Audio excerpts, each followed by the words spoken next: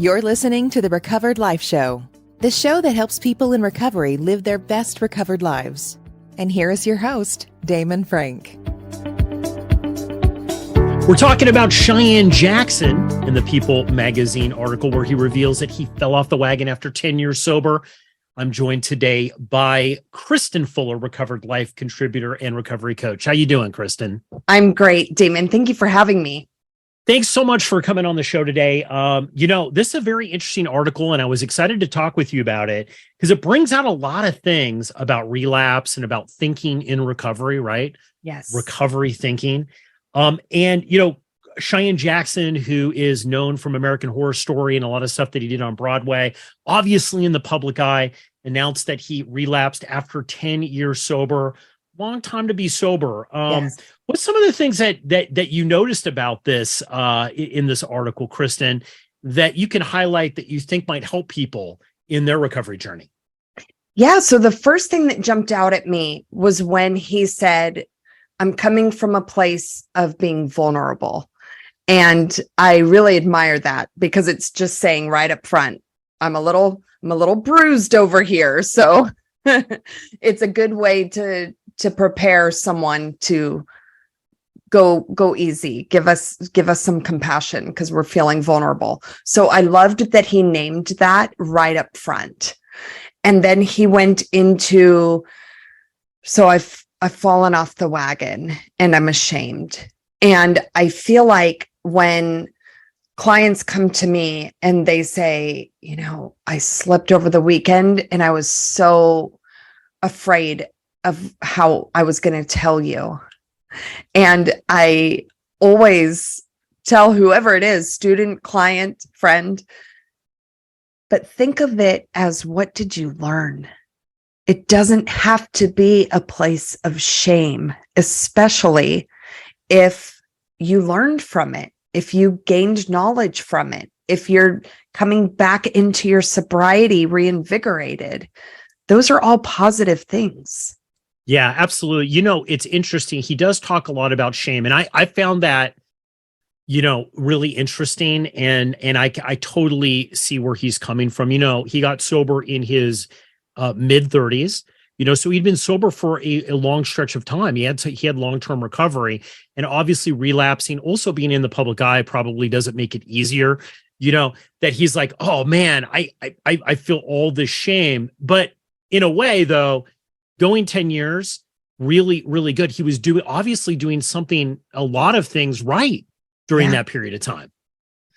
I agree. 10 years is a very long time. And I push against the notion of starting back at day one.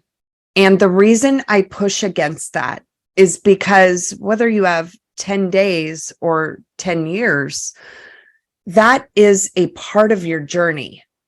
It's not as though, if I were to think of an analogy, if I'm driving to San Francisco and I'm following in the old days a map, I don't then cut the map off once I get to San Francisco. I don't throw away that part of the map because I'll never use it again.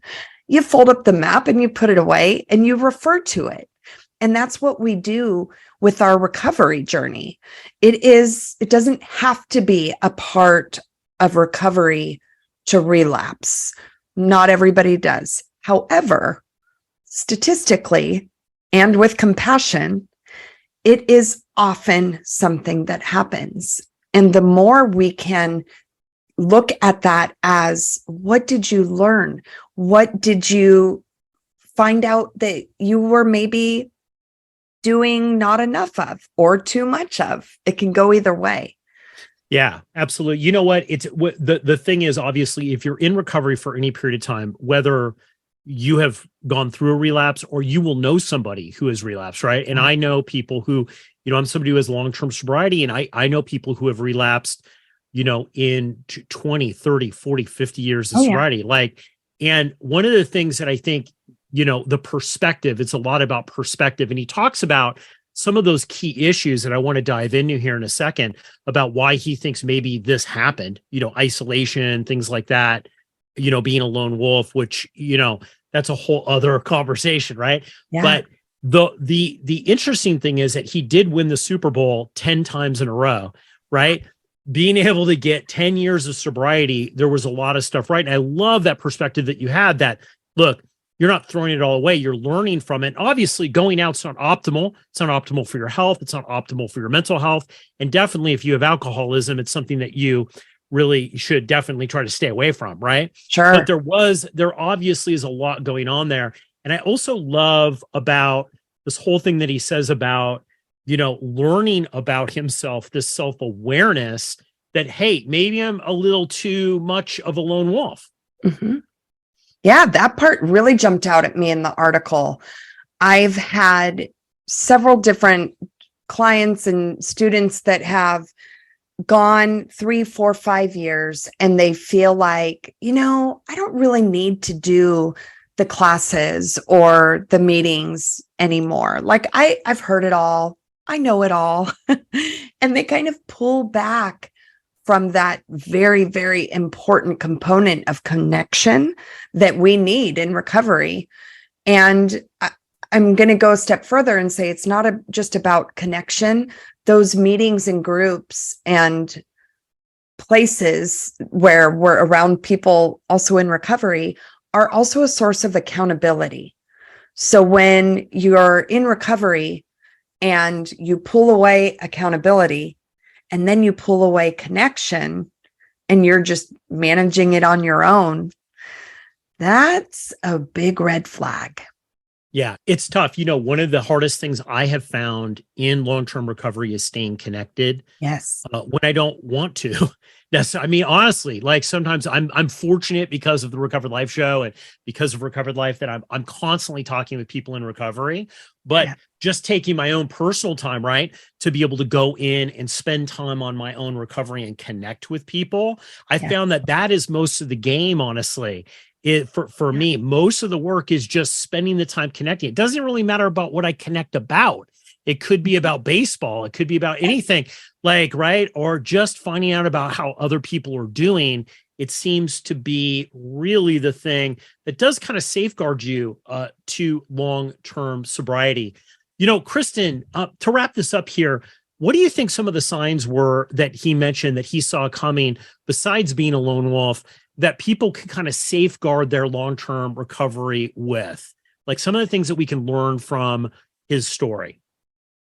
I feel like when we look at his whole story, there's a little bit of a, not necessarily complacency, although that's the first word to come to mind. It was a man that was very sure-footed. I've got 10 years. I got this.